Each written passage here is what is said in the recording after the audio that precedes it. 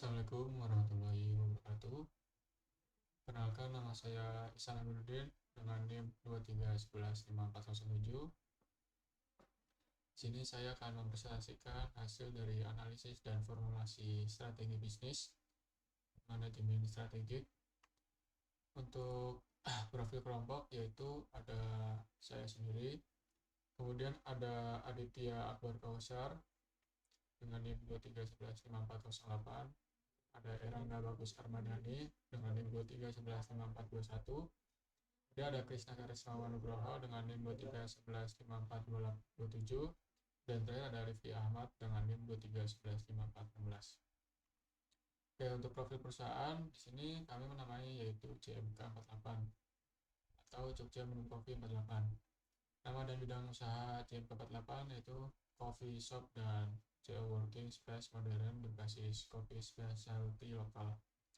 Untuk target pasarnya mahasiswa, profesional muda, dan freelancer usia 18 tahun hingga 35 tahun di kawasan urban.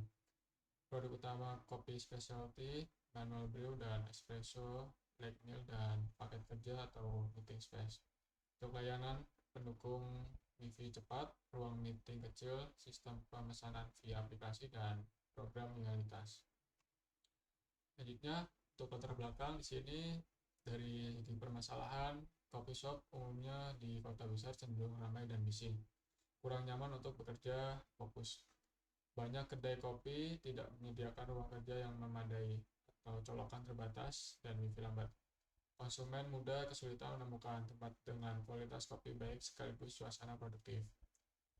Dan di sini untuk peluangnya yaitu pertama, pertumbuhan gaya hidup kerja fleksibel, meningkatkan kebutuhan ruang kerja alternatif, tren konsumsi kopi specialty dan apresiasi kualitas kopi terus meningkat di kalangan urban. Minimnya pemain yang menggabungkan konsep coffee shop dan co-working secara konsisten. Untuk ide bisnisnya yaitu coffee shop modern dengan suasana tenang, desain minimalis, dan fasilitas kerja lengkap. Dan kopi specialty berkualitas dengan harga terjangkau, didukung program loyalitas digital, diferensiasi melalui pengalaman, zona fokus, dan meeting pot kecil, dan komunitas kreatif.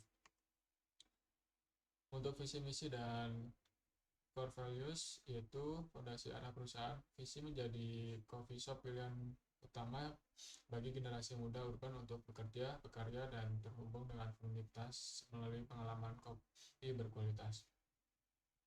Misinya yaitu ada menyediakan kopi specialty berkualitas dengan harga terjangkau, kemudian menciptakan ruang kerja nyaman, tenang, dan produktif. Setelah itu membangun komunitas melalui kegiatan dan kolaborasi lokal. Core values-nya yaitu kualitas kopi dan layanan konsisten. Untuk comfort-nya, kenyamanan sebagai prioritas utama, community-nya sebagai membangun koneksi antar pelanggan, sustainability-nya sebagai bahan baku dan kemasan ramah lingkungan, dan creativity-nya sebagai inovasi menu dan pengalaman pelanggan. Oke, selanjutnya analisis pastel, political regulasi UMKM dan kemudahan izin usaha kuliner, kebijakan pajak F&B yang relatif stabil, dan ekonomi daya beli kelas menengah meningkat. Inflasi bahan baku kopi perlu diantisipasi. Sosial gaya hidup nongkrong dan kerja dari kafe menjadi norma baru di kalangan generasi muda. Technological adopsi sistem pos digital, aplikasi loyalitas, dan pemesanan online semakin meluas. Environmental tuntunan konsumen atas kemasan ramah lingkungan dan sumber kopi berkelanjutan. Dan terakhir, legal standar keamanan pangan dan ketenaga kerjaan perlu dipenuhi. Selanjutnya ada fifth versus porter. Ini pertama, persaingan antar kompetitor tinggi. Banyak coffee shop independen dan waralaba bersaing di lokasi strategis. Ancaman pendatang baru sedang. Modal awal relatif rendah, tetapi membangun brand butuh waktu. Dan daya tahan pelanggan sedang, tinggi. Banyak pilihan kafe membuat switching cost pelanggan rendah. Daya tawar pemasok sedang. Pemasok biji kopi lokal cukup banyak, namun kualitas premium terbatas. Ancaman produk substitusi sedang, minuman kemasan atau kopi instan dan kafe rumahan jadi alternatif murah. Ini ada analisis internal dan eksternal. Untuk internal, yaitu yang pertama ada SDM. Tim barista terlatih, namun jumlah staf masih terbatas saat tim sibuk.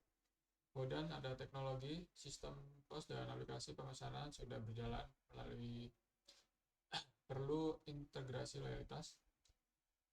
Setelah itu operasional, SOP penyeduhan konsisten, kapasitas tempat duduk masih terbatas. Kemudian keuangan, arus kas stabil dari penjualan harian, modal ekspansi masih terbatas. Dan terakhir marketing, aktif di media sosial namun brand awareness di luar area inti masih rendah. Kemudian di sini ada eksternal. Untuk eksternal tersebut, yang pertama peluang pertumbuhan tren remote working dan co-working space, ekspansi melalui kemitraan dengan kampus dan co-working hub. Kemudian peluang kerjasama dengan petani kopi lokal. Nah, itu ada eksternal ancaman, pesaing ketat dari coffee shop dan waralaba besar, kenaikan harga biji kopi akibat fluktuasi pasar global, perubahan preferensi konsumen yang cepat. Selanjutnya untuk matriks IFE dan EFE. Sini adalah tabel untuk IFE terlebih dahulu. Yang pertama untuk faktor internal yaitu ada kualitas kopi dan SOP konsisten dengan bobot 0.15, rating 4, skornya 0.60. Kemudian ada brand dan suasana yang khas dengan bobot 0.12, rating 4 dan skor 0.48. Setelah itu ada tim barista terlatih, bobotnya 0.10, rating 3, skor 0.30. Kapasitas tempat duduk terbatas, bobotnya 0.12, rating 2, skor 0.24. Setelah itu ada brand awareness masih lokal, bobotnya 0.10, rating 2, skornya 0.20. Dan terakhir ada modal ekspansi terbatas, bobotnya 0.08, ratingnya 1 dengan skor 0.08.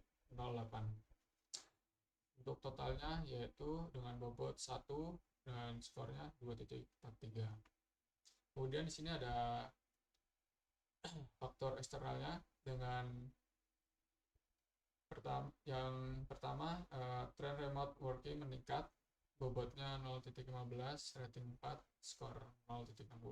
Kemudian pertumbuhan kopi specialty dengan bobot 0.13, rating 4, skornya 0.252.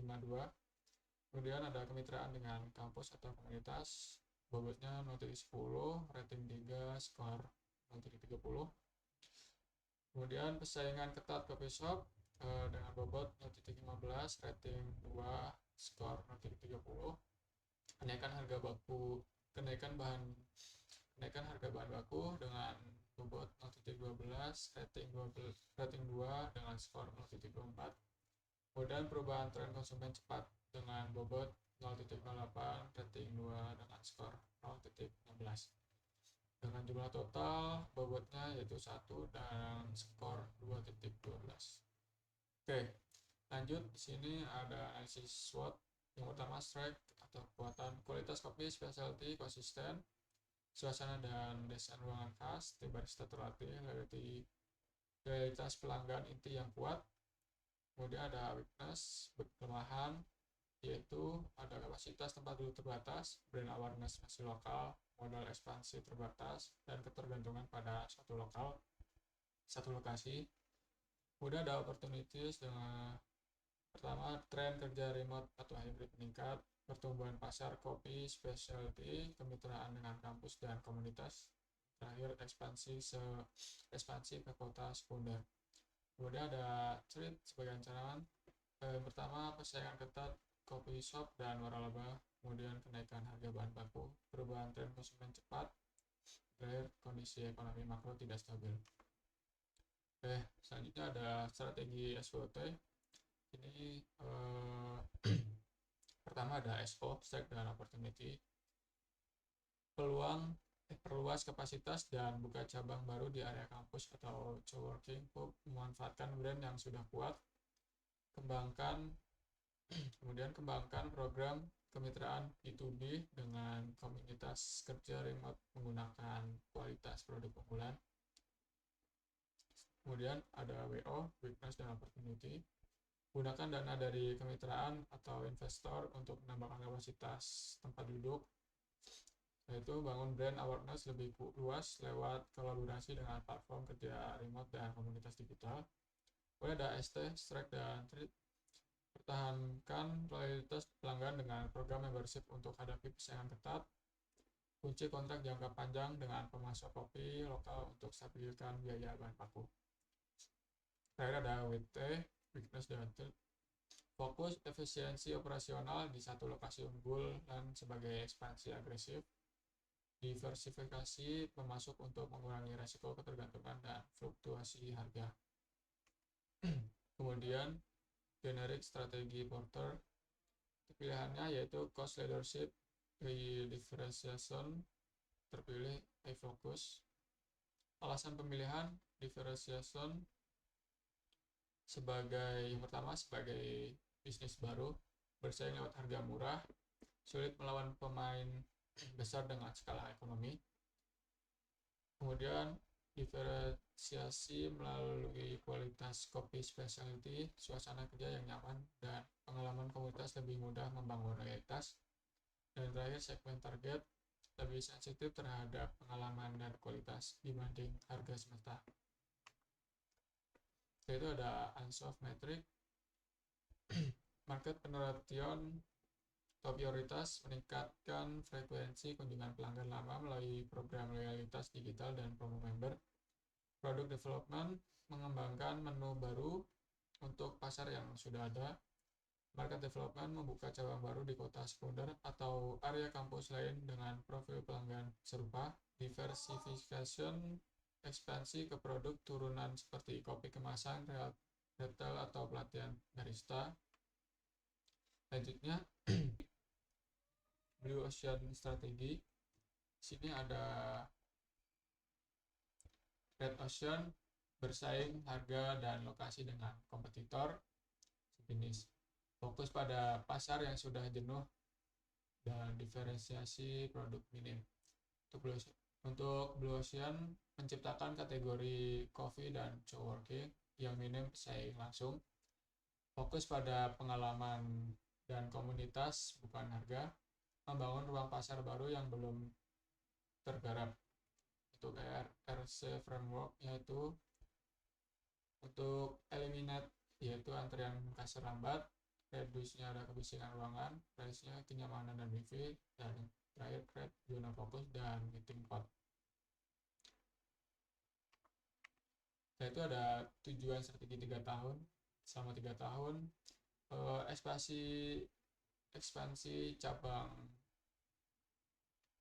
membuka 3 cabang baru di area kampus dan coworking hub strategi. Pertumbuhan pendapatan, meningkatkan pendapatan tahunan rata-rata 25% per tahun, berbasis pelanggan loyal, mencapai 10.000 member aktif program loyalitas digital.